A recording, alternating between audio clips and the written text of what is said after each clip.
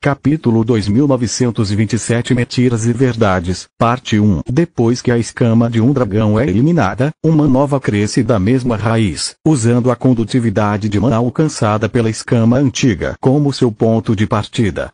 Dessa forma, a nova escama desenvolve uma capacidade de mana e durabilidade aumentadas, fortalecendo a defesa natural de um dragão, ou no seu caso de um Tiamat, a cada ciclo. Legain disse através do link mental. Obrigado, e saia da minha cabeça, por favor? Lit não gostou da intrusão, mas não ousou desafiar o guardião da sabedoria em sua própria casa. Além disso, desrespeitar Legain enquanto ele ensinava algo a Lit sobre sua própria linhagem era mais do que estúpido. Você é bem-vinda e não posso fazer nada. Você está no meu território e compartilha meu sangue, criança. De perto, eu precisaria te deixar de fora de bom grado e não estamos em termos tão amigáveis que eu possa confiar muito em você. A propósito, quem te ensinou a língua do dragão? Vovó. Lit ignorou o fato de que ele só conhecia as palavras para papai, aquelas que Valeron usava de vez em quando, e onde fica o banheiro, já que era a primeira que ele aprendia na Terra sempre que enfrentava um novo idioma. Salaark franziu as sobrancelhas diante do pedido estranho e específico, mas mesmo assim ela o atendeu. As bestas divinas pararam de se ajoelhar na frente da criança e Lit entregou Valeron para Lily, que era mais próxima delas. Então, enquanto o bebê estava distraído, Lit andou na frente de Proteus.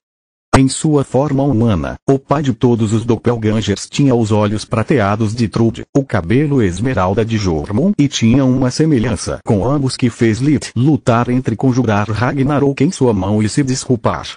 Faça o que tem que fazer, mas seja breve. Se Valeron usar visão de vida, vamos partir o coração dele. Os olhos de Lit se estreitaram de despeito. Rancor por doppelganger, mas também por si mesmo pelo que estavam prestes a fazer. Proteus assentiu e, depois de andar atrás de uma esquina, ele se transformou na forma de Jormung. Ele agora era uma cópia exata do falecido dragão Esmeralda, até o cheiro era idêntico. Somente a assinatura energética poderia revelar a verdade. Legain convocou as servas, fazendo-as caminhar até o lado de Proteus para manter o bebê distraído e garantir que a fachada resistisse. O guardião também odiava mentir para Valeron, mas a verdade levaria a muita dor e mais mentiras. Ele não podia contar ao bebê que seu pai adotivo havia matado seu pai biológico sem destruir o vínculo entre eles. Legain também não conseguiu explicar as circunstâncias da morte de Trude, a menos que quisesse que Valeron crescesse se sentindo responsável pela loucura de sua mãe e pela morte de centenas de milhares de inocentes.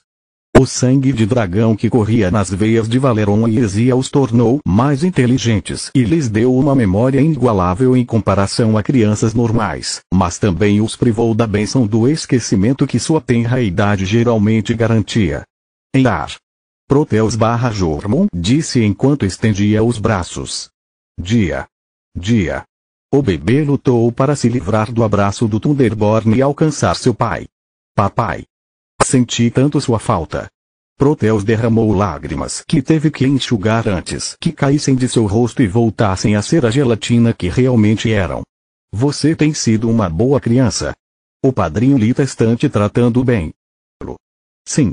Valeron assentiu, alternando entre a língua do dragão e a linguagem humana. Proteus olhou para o bebê com falsa descrença e se virou para Lit em busca de confirmação.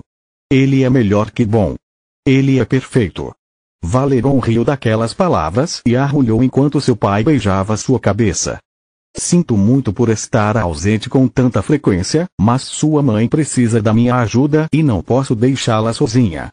A dor que Proteus expressou era genuína. Um nó se formou em sua garganta enquanto sua voz falhava. Não sei quando voltaremos, mas lembre-se sempre de que seus pais amam você. Você é nosso primeiro e último pensamento todos os dias. Valeron agarrou-se ao doppelganger o mais forte que pôde. A dor da separação foi grande, mas não foi nada comparada ao alívio que ele sentiu ao saber que não foi abandonado nem esquecido. Sempre ouça o que Lit diz e quando estiver em dúvida, peça conselhos a Opia e Vila. Elas sempre cuidarão de você. Proteus disse e Valeron assentiu. Depois de alguns minutos, o falso Jormung devolveu o bebê para Lith Varped.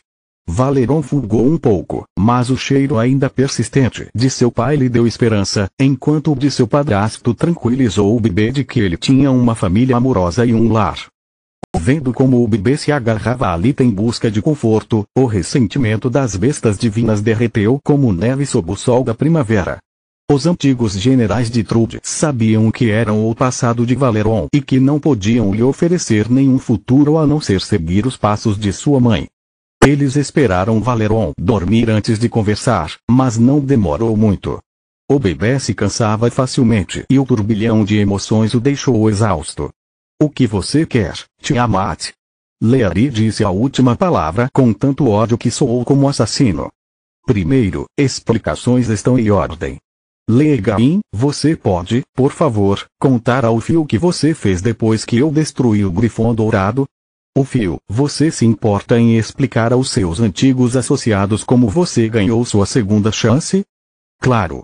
Legain explicou brevemente como ele sentiu que o papel que as bestas divinas perdidas tinham que desempenhar ainda não havia acabado e como ele as salvou da morte, garantindo-lhes asilo. Depois que o guardião terminou, o Fio deu um passo à frente. Ele contou aos seus antigos aliados como, após se render às forças do reino, ele implorou por misericórdia e se ofereceu ao conselho das bestas. Como você pôde se rebaixar tanto? Opius disse com desgosto. Como pôde se tornar voluntariamente uma cobaia e lançar o presente da verdadeira rainha para os porcos que a mataram? Você se vendeu e o pior é que fez isso por nada. Leari silenciou os ouvidos de Valeron antes de começar a gritar. Se tivesse lutado até seu último suspiro como eu fiz, como todos fizeram, você não teria morrido. Lord Legain teria salvado você e trazido você aqui conosco. Você se vendeu como um escravo porque é um covarde. Você traiu a rainha e virou as costas para tudo o que ela representava só para salvar sua pele. As outras bestas divinas xingaram o dragão de 7 cabeças em turnos, apenas Proteus se manteve fora disso, e somente porque ele ainda estava dilacerado pelo remorso do que tinha acabado de fazer. Eu não sou um covarde, você é. O Fio retrucou quando a indignação por essas acusações derrotou sua culpa de sobrevivente até a submissão. Continuei lutando até que o Grifo Dourado foi destruído. Depois disso, não havia honra alguma, apenas derramamento de sangue. Vocês se recusaram a se render apenas porque tinham medo de encontrar sua punição. Vocês continuaram matando pessoas inocentes porque, no fundo, sabiam que não poderia haver perdão pelo que tínhamos feito e que o que tínhamos feito era errado. Eu não traí a verdadeira rainha, ela traiu Glória. Trude traiu todos nós. Capítulo 2928 Mentiras e Verdades, Parte 2. Ou você ainda não sabe como ela nos fez de tolos. Shedros era o fantoche dela o tempo todo, não o contrário. Trude não nos salvou. Ela nos usou. O Fio havia descoberto a verdade com o conselho enquanto Legain havia revelado tudo para o resto das bestas divinas. Foi uma pílula difícil de engolir logo depois de perderem a liberdade, mas era necessário quebrar as correntes que ainda os prendiam à rainha louca e ajudá-los a virar uma nova página. Levou um bom tempo para todos aceitarem verdade. A maioria dos antigos generais ainda tentava racionalizar as ações de Trude, mesmo depois de Legain ter restaurado as memórias que a matriz de escravos suprimiu. Aceitar que seu herói era na verdade seu carcereiro e que cada memória preciosa que eles tinham do tempo que passaram juntos foi construída sobre uma mentira foi mais do que as bestas divinas perdidas poderiam suportar. Eles suportaram treinamento extenuante e experimentos dolorosos. Eles experimentaram a agonia da morte uma e outra vez. Eles traíram suas respectivas famílias e mataram incontáveis inocentes. E para quê? Não para derrotar o conselho corrupto e libertar o povo do reino da tirania de um usurpador, mas para promover as ilusões de grandeza de uma louca. Eu não me rendi por covardia. O Fio continuou assim que pôde ver pelos rostos de seus amigos que suas palavras tinham sido assimiladas. Eu só queria dar sentido às atrocidades que sofremos e às que perpetramos. Minha morte não teria resolvido nada. Ofereci minha vida para expiar meus crimes e dar ao conselho a chance de colocar os experimentos de Trude em bom uso.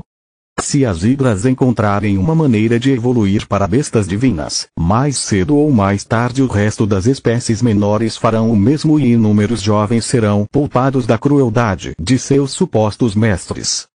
Ninguém terá medo de ser sacrificado como aconteceu conosco. Se eu simplesmente me virasse e morresse, tudo teria sido em vão. A história teria se lembrado de nós como os peões touros da Rainha Louca. Eu deixei todo um lugar saber que fomos vítimas das maquinações de Trude tanto quanto todos os outros. Eu me reconectei com minha família e estou fazendo o meu melhor para ganhar o perdão durante esta vida. O que vocês conquistaram até agora para terem o direito de me julgar? O que planejam fazer com suas vidas de agora em diante além de obedecer a um novo mestre enquanto estão presos em uma nova prisão? A verdade de suas palavras quebrou o confortável cobertor de autopiedade com o qual as bestas divinas perdidas se cobriam, fazendo-as baixar o olhar com vergonha. Fale por si mesmo. Vila e eu não nos escondemos nem nos acovardamos. Ópia, a criada loira disse. Nós protegemos Lord Valeron com nossos corpos quando o Grifão Dourado estava se desintegrando e depois daquele momento, nós vivemos no deserto com ele. Salarcus levou-o consigo para ajudar o bebê a se adaptar à transição para o novo lar e para julgar as duas mulheres humanas, considerando-as confiáveis. Nós nunca ajudamos Trude ou fizemos parte de seus esquemas. Vila, a morena, entrou na conversa. Nosso acordo era simples. Nós teríamos protegido seu bebê e, em troca, ela nos teria ensinado como sobreviver no mundo exterior. Nós servimos a Rainha Louca e depois o Overlord com lealdade, mesmo depois que você tirou Valeron de nós, Lord Varen. Por que você não nos deixa viver com você? É complicado, disse Lee com um suspiro. Ter duas mulheres despertas tão bonitas quanto elas em Lutia teria sido um grande aborrecimento e sua falta de bom senso teria piorado tudo.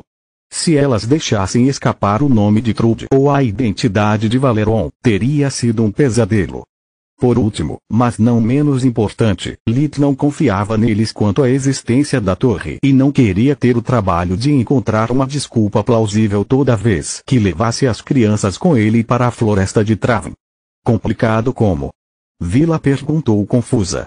Vocês não têm empregadas domésticas e babás no reino? Nós temos, mas eles não podem matar um homem com um tapa ou dobrar metal com as próprias mãos. Vocês chamam muita atenção e Lutia não é o deserto. Lit respondeu. Duvido que sejamos mais impressionantes do que uma besta divina como você. Ópia rebateu sobriamente. Além disso, somos inexperientes, não estúpidas. Viver entre pessoas normais é a melhor maneira de aprendermos a agir como elas. Posso garantir isso. Legain disse. Depois que você pegou Valeron, eles cuidaram bem de Chargen. O único problema deles é que não se dão bem com multidões. Cyril primeiro e Trude depois sempre mantiveram Vila e Ópia isoladas. Eles são socialmente desajeitados e tendem a entrar em pânico. Com Alrond fora, Rena pode usar alguma ajuda com os trigêmeos e Célia com seus filhos, Lit ponderou. Além disso, posso usar a segurança desperta sempre que Solos e eu estivermos fora. Tudo bem. Lit realmente disse. Você pode se mudar para a mansão Varen e cuidar dos meus convidados. Alguém sempre estará com você e lhe ensinará sobre os costumes humanos. Você cuidará de Valeron na minha ausência e só sairá em público se estiver acompanhado. Combinado. Garrick e Rila precisavam de companhia, afinal, e a mansão era grande demais para os Fonwars manterem na limpa sozinhos. Além disso, graças ao seu portal, a mansão era de fácil acesso para todos, mas também estava longe o suficiente de Lutia para impedir que as criadas descobrissem sobre a torre. 2 coelhos com uma cajadada só. Fechado. Vila ofereceu suas mãos a ele e Lit apertou. Quanto você vai nos pagar? Pagar? Repetiu Lit, sua carteira sangrando com uma palavra tão cruel. Sim. Não planejamos viver com você para sempre e, quando terminarmos de aprender os costumes dos humanos normais, precisaremos de dinheiro para ter um lugar nosso. Vila olhou para Lit como se ele fosse o único sem bom senso. Não tenho ideia de quanto uma empregada doméstica ganha. Lita engoliu sua mesquinharia. Nunca tive uma antes. Vou perguntar a um dos meus nobres amigos e te aviso. Por que você veio aqui, Tiamat? Para nos humilhar e conseguir mão de obra barata na sua saída? Opius disse com rosnado. Ele e o resto das bestas divinas perdidas olharam para as servas com inveja. Elas eram livres para ir e vir como quisessem. Elas não tinham participado da revolta de Trude, então não tinha penitência a fazer e ninguém sabia sobre a existência delas. Não existe mão de obra barata. Lito disse com tom de um homem com a bolsa de um grande nobre e o coração de um avarento. Além disso, não. Eu não vim aqui para humilhar você, mas para lhe fazer uma oferta. Com a permissão de Lerai, é claro. Estou ouvindo. O guardião respondeu antes que Leari pudesse fazer um comentário sarcástico. Lita explicou a eles o potencial dos equalizadores e seus limites atuais antes de apresentar sua proposta. Continua no próximo vídeo.